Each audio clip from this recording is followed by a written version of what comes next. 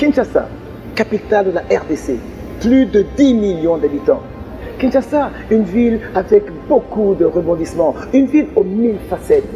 Et parmi les rebondissements, eh bien, nous avons ici à Kinshasa plusieurs phénomènes de société. Par contre, ces phénomènes font toujours parler et cherchent toujours une façon à imposer leur style. Il y a par exemple des phénomènes comme Kuluna, des phénomènes Shege, phénomènes Supunatolo. Et puis, tout récemment, le dernier né est le phénomène Ujana. Ujana a un joli mot en swahili qui veut dire jeune. Joli mot certes, mais pour un phénomène qui n'est pas du tout joli. Et en ce qui concerne ce phénomène, comme tous les autres, bien entendu, les autorités congolaises sont montées au créneau pour les combattre, pour améliorer la société. Mais qu'en est-il de la part des hommes de Dieu? Qu'en est-il de la part des églises? Qu'en est-il de la part des valeurs spirituelles? Nous devons revenir à Dieu. Nous devons aussi nous investir dans la jeunesse. Le phénomène de Kuluna, le phénomène de Ujana, tout ça c'est pour faire quoi? C'est pour détruire toutes les générations. Et si notre jeunesse est malade, nous aurons à rendre de compte. Donc l'Église doit être consciente de cela. Quand Jésus a prêché les gens, ils ont eu faim. Jésus a donné du pain. L'Amérique a récupéré Christ. Et Christ a fait de l'Amérique la première puissance du monde. Tels sont les grands défis à relever. Et pour mieux comprendre ces défis qui sont dans la société congolaise, nous avons justement rencontré Rebecca Sanza.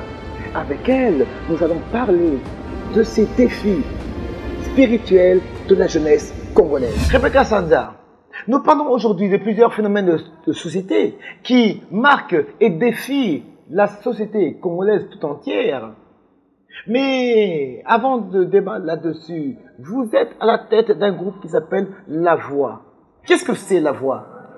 Merci Axel, merci de croire en nous, merci de croire à ce que l'on fait. Vous savez, cette jeunesse a besoin de soutien de ses aînés. C'est important pour nous, Accente. Si pour répondre à votre question, nous sommes un collectif de jeunes chrétiens. Nous avons décidé de nous réunir dans le but de mieux exploiter les talents artistiques que le Seigneur a mis en nous. Comme le dit David dans son psaume 150, verset 6, David dit que tout ce qui respire loue l'Éternel. Mais c'est ça la voix. Nous l'avons compris, c'est pourquoi nous le faisons avec amour. Parce que c'est ce que Dieu attend de nous. Adorer, louer le Seigneur, c'est le but de notre existence. Voilà. Quelles sont les motivations qui vous ont poussé à vous lancer pour que ce phénomène soit décrié? Vous savez, Arsène, la jeunesse est le miroir de l'avenir, car elle reflète le futur. Aujourd'hui, pouvons-nous parler de l'avenir de cette jeunesse avec assurance? Raison qui nous a poussé à aller auprès des hommes de Dieu, afin qu'ils nous aident à mieux élucider les défis spirituels qui se cachent derrière ces phénomènes destructeurs. Nous avons besoin d'être conscients des défis de notre génération. C'est important pour nous. Et comme nous portons une très grande place sur notre formation spirituelle, nous croyons que celle-ci aidera cette jeunesse à devenir éveillée, épanouie, pourquoi pas utile dans la société. C'est ça ce qui nous a motivés à faire ce reportage. Quand vous voyez Ujana, qu'est-ce que ça vous fait, vous, en tant que femme? En tant que femme, j'ai la honte. La honte de voir ce jeune fille s'exhiber et ternir l'image de femme en devenir. Et en tant que mère, j'ai plutôt un sentiment de culpabilité face à l'éducation pervertie de nos enfants. Avons-nous failli à nos responsabilités de mère? Mais si c'est le cas, revenons à nos valeurs africaines qui luttent contre la dépravation de mœurs, parce que nous en sommes de gardiens. Et laissons-nous guider par le Saint-Esprit, par nos valeurs chrétiennes.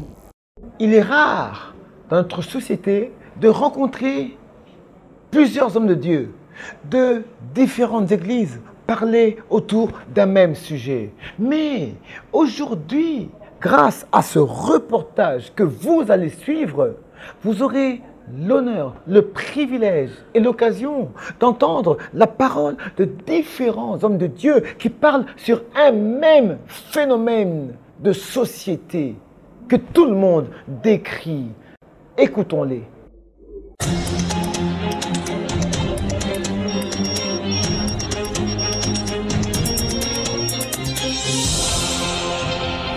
Ces phénomènes, c'est normal parce que Dieu nous l'a prévenu. Et il nous l'a prévenu pourquoi? Parce qu'au même moment où il disait que le mal allait être accru, le Seigneur nous a aussi dit que vers la fin des temps, la connaissance du Seigneur aussi sera accrue. Et la manifestation de la vie du Seigneur aussi sera accrue. Et comme il est dit dans un grand passage célèbre, là où le mal a abondé, la grâce a surabondé. Donc la RDC, où la grâce de Dieu devait se manifester de manière puissante et de manière glorieuse, il était normal que nous vivions aujourd'hui le phénomène Kuluna, le phénomène Supernatolo et le phénomène Ujana. Mais c'est aussi un signal à l'Église pour montrer quel évangile nous, leaders spirituels, nous prêchons. Parce que si réellement c'était un évangile qui touchait les cœurs, aujourd'hui, on aurait vu la transformation des cœurs au niveau de la jeunesse chrétienne congolaise. Mais nous trouvons qu'il n'y a pas de changement, il n'y a pas de transformation dans une nation. Et pourtant, quand Christ est proclamé dans toute sa vérité, quand Christ est élevé dans toute sa vérité, le Saint-Esprit atteste par la transformation des hommes et des femmes qui étaient des impudiques, qui étaient des alcooliques, qui étaient des escrocs, des bandits, des prostituées. Il y a un changement. Je me rappelle du réveil des années 80 en RDC. Quand Mouzé Adini a commencé, le réveil pentecôtiste Zambé Malam ou des assemblées de Dieu a commencé en RDC, on a vu le cœur changer. Des bars ont fermé dans la zone de Kinshasa. Des bars sont devenus des églises. Mais aujourd'hui où je vous parle, vous imaginez qu'à Bandal, on a eu des églises qui sont devenues des bars après. Donc c'est le sens inverse. C'est pour montrer que ce n'est plus l'évangile que nous prêchons, mais c'est un évangile spectacle, un évangile de prospérité, un évangile où on vient faire du spectacle, pour faire des démonstrations, mais l'évangile n'est pas là d'abord pour faire la démonstration, et il est là d'abord pour l'homme, pour changer le cœur. Je ne connais aucune nation qui a élevé Christ, c'est-à-dire qui a adoré et qui a annoncé Christ dans le monde entier, qui soit resté pauvre. Je n'en connais pas. Je n'en connais pas. L'Amérique, prenons le cas de l'Amérique, où beaucoup des hommes et des femmes à l'époque, au XVIe siècle, quand on disait qui allait en Amérique, c'était la racaille, les pestiférés de toute l'Europe qui partaient aux États-Unis. On se disait, rien de bon ne sortira de ces gens-là. Mais ces gens-là ont apporté le plus grand trésor de l'île de Sa Majesté, la reine Victoria. Et le plus grand trésor de cette île, c'était Christ. Mais ils ont rejeté Christ et l'Amérique a récupéré Christ. Et Christ a fait de l'Amérique la première puissance du monde. Si Dieu a fait ça avec l'Amérique, et dernièrement il a fait avec la Corée du Sud, comment voulez-vous aujourd'hui qu'on ne le fasse pas avec le Congo? Qu'est-ce que nous on a fait de pire que les autres? Nous tous on a été déchus par un homme. C'est à cause d'Adam que le Congo est ce qu'il est aujourd'hui. C'est à cause d'Adam que l'Amérique est ce qu'elle est. C'est à cause d'Adam. Donc si Dieu a pu racheter l'Amérique et faire prospérer l'Amérique, l'heure de la RDC arrive. Je peux rassurer la jeunesse congolaise. Faites confiance à Dieu et vous ferez des exploits. Que le Seigneur vous bénisse. Je pense que l'Église doit s'atteler sur la formation de l'homme. L'Église doit s'investir dans la formation de l'homme. Oui, on peut prier pour chasser les démons. Mais on ne prie pas pour que quelqu'un apprenne l'orthographe. On ne prie pas pour que quelqu'un apprenne la menuiserie. On ne prie pas pour que quelqu'un sache comment cultiver les champs. Donc on doit apprendre, on doit apporter une formation. Alors on va me dire, les églises n'ont pas l'argent pour former. Non, les églises ont l'argent pour former. Aujourd'hui, les églises construisent des temples d'une valeur de 2 millions. Les églises font des actions évangéliques. On va au stade, on investit beaucoup d'argent, on apporte la parole de Dieu, les gens se dispersent, certains les captent, d'autres ne les captent pas. Mais ce qu'il faudrait, il faudrait circonscrire ces personnes autour de la parole de Dieu et autour du travail que l'Église peut donner. Si vous avez une église de 30 000 personnes et que cette église construit un temple de 2 millions, de 3 000 $, 3 millions de dollars par exemple, Prenez ces 3 millions de dollars. Investissez ça dans des champs. Investissez ça dans des hôpitaux. Investissez ça dans ce qu'on a, comme je vois, dans des trucs comme l'INPP où on forme les gens. Vous allez donner du travail aux gens. Parce que Jésus a emmené les gens. Il les a prêchés dans le désert. Et ces gens ont eu faim. Ils n'écoutaient plus parce que c'était le ventre qui dominait. C'est le physique. Le physique est plus fort que l'esprit parce qu'on est physique. C'est seulement au ciel. Et c'est seulement après avoir acquis une grande force spirituelle qu'on peut dominer sur le corps. Mais c'est difficile parce que même Joseph a fui. Donc, quand Jésus a prêché les gens, ils ont eu faim. Jésus a donné du pain. Jésus a fait un miracle. Il a donné du vin. Pourquoi? Parce que le manque, ce n'est pas bien. Quand quelqu'un manque de quelque chose, il dérape. Quand les enfants manquent de quelque chose à la maison, ils vont le chercher à l'extérieur. Quand le père ne peut plus donner du pain, ne peut plus envoyer l'enfant à l'école, qu'est-ce que l'enfant fait? Il va trouver son pain dans la rue. Il ne va plus à l'école et son éducation est déformée. Et directement, il devient Kuluna, il devient Ujana. Donc l'Église doit investir dans l'homme. L'Église doit construire des hôpitaux, l'Église doit construire des écoles pour fidéliser l'homme par rapport à l'Église et lui donner du travail, lui donner une autorité, restaurer son autorité de Père. Le vrai temple, c'est l'homme. L'Église a le devoir de construire l'homme, d'investir dans l'homme. Je préfère qu'on épargne les 30 millions, qu'on les investisse dans les champs et ces champs vont produire, on aura de l'argent pour construire les églises, mais on aura aussi en même temps construit des familles. Je pense que le rôle de l'Église, c'est investir dans l'homme, de restaurer l'autorité de l'homme. Parce que ces phénomènes Ujana, ces phénomènes Kuluna, il faut le voir d'un angle aussi spirituel. C'est démoniaque. C'est démoniaque, mais les conséquences sont physiques. Un démon, il fait d'un enfant Kuluna qui donne un coup de machette à quelqu'un. C'est le sang qui coule, le sang, c'est physique. Donc l'Église a le rôle d'éduquer, de restaurer l'autorité du Père. Je bénis le Seigneur pour cette grande vision que Dieu a donnée précisément sur la jeunesse.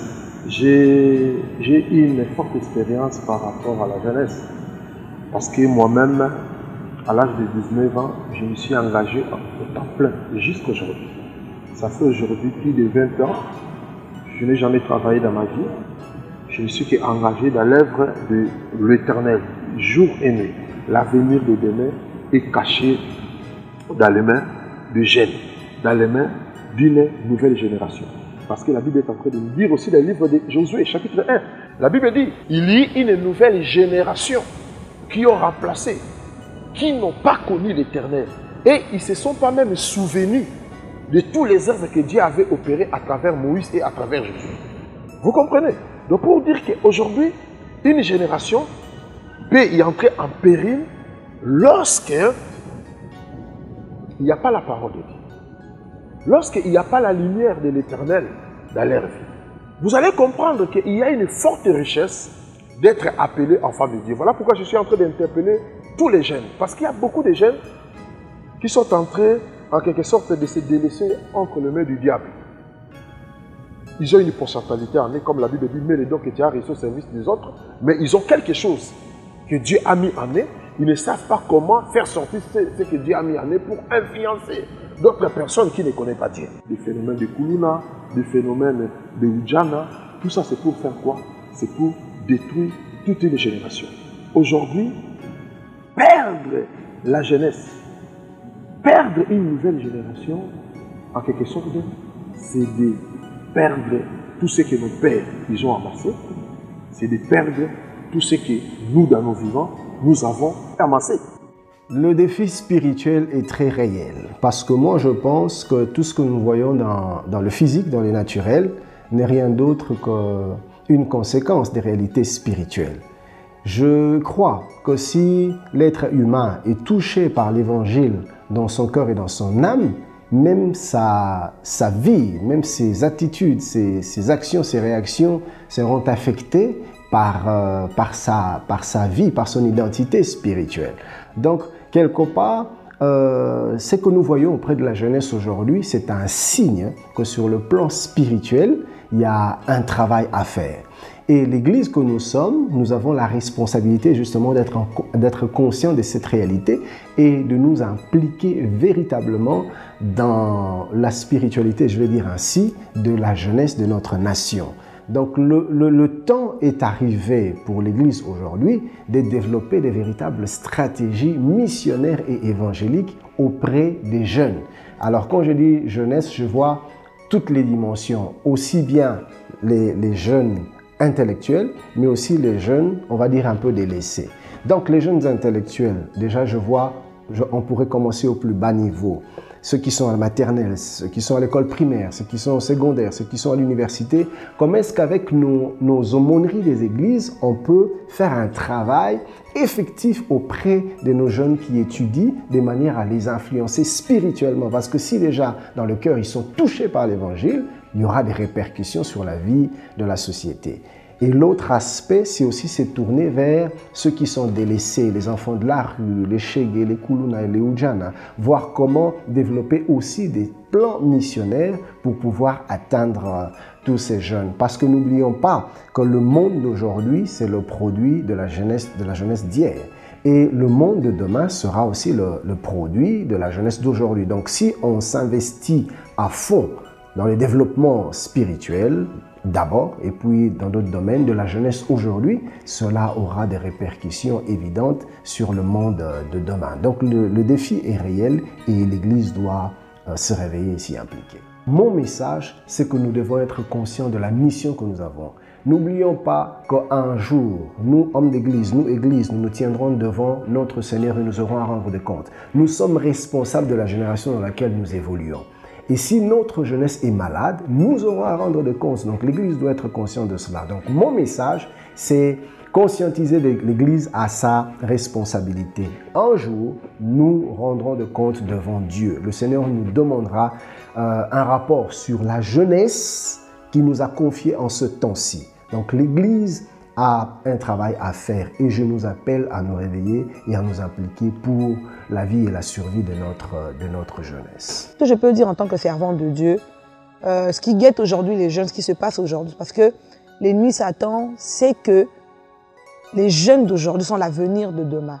L'avenir dans tous les domaines, dans la religion, dans les médias, dans l'éducation, dans la mode, dans plusieurs sphères de la société. La jeunesse d'aujourd'hui est l'avenir de demain. Et comme le diable le sait, qu'est-ce qu'il fait? Il doit détruire cette jeunesse pour que d'ici 10 ans, 15 ans, 20 ans, on n'ait pas de personnes qui pourront se tenir pour défendre la nation dans toutes les sphères. Donc tous les jeunes en eux ont une étoile qui va leur amener à leur destinée. Et lorsque nous entrons dans notre destinée, nous devenons réellement un sujet de louange et d'adoration.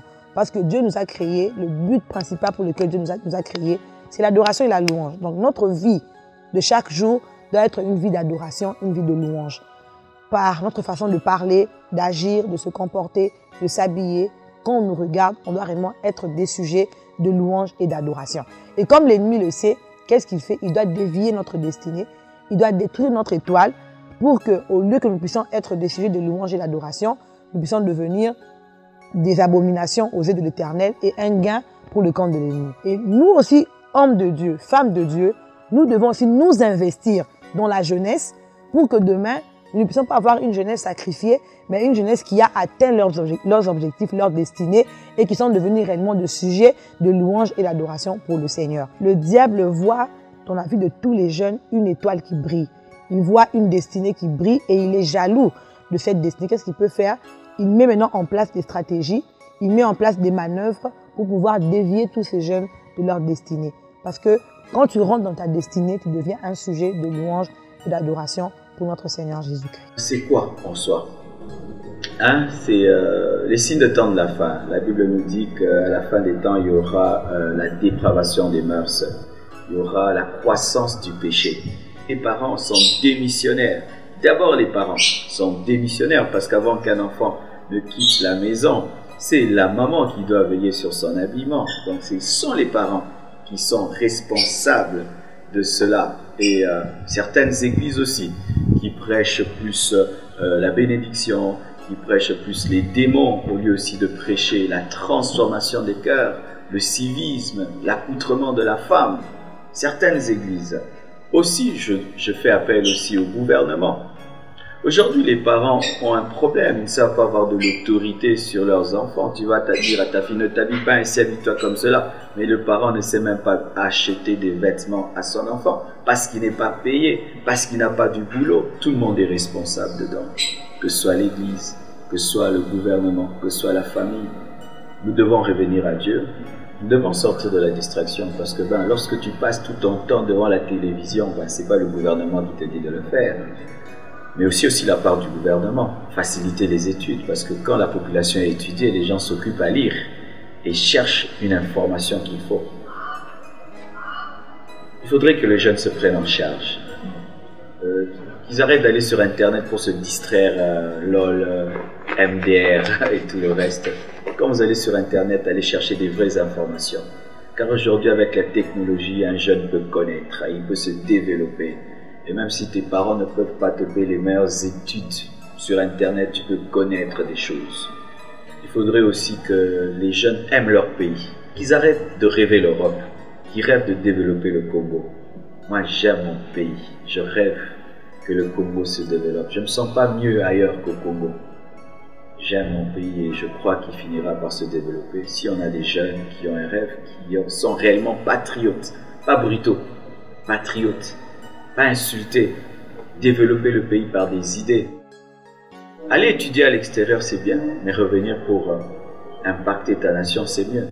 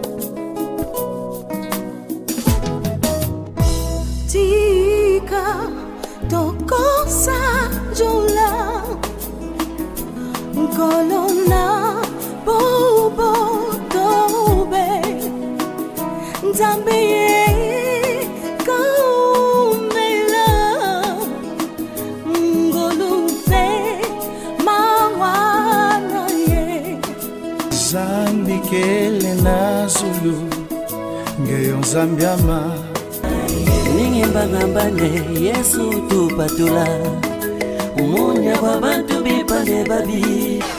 Mungu wa majabu, Mungu wa mbinguni, mfalme wa bafalme, mtetezi wangu.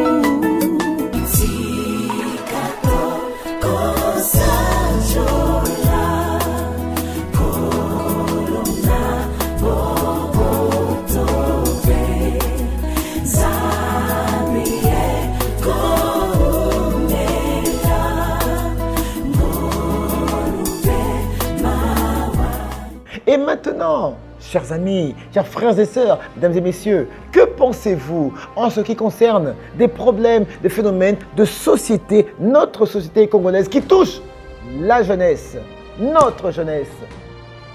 Les hommes de Dieu sont formels sur ce point. Ils ont dit, pour changer cette société qui est la jeune société congolaise, une seule formule, ce sont les valeurs chrétiennes qui peuvent changer la société. Oui, les valeurs chrétiennes devant les défis spirituels de la jeunesse congolaise. Et maintenant, vous, êtes-vous prêts à entrer, à emboîter le pas pour changer et transformer la jeunesse congolaise? La jeunesse congolaise qui doit être transformée. Quelle est votre opinion? Qu'allez-vous faire pour changer? C'est maintenant qu'il faut agir.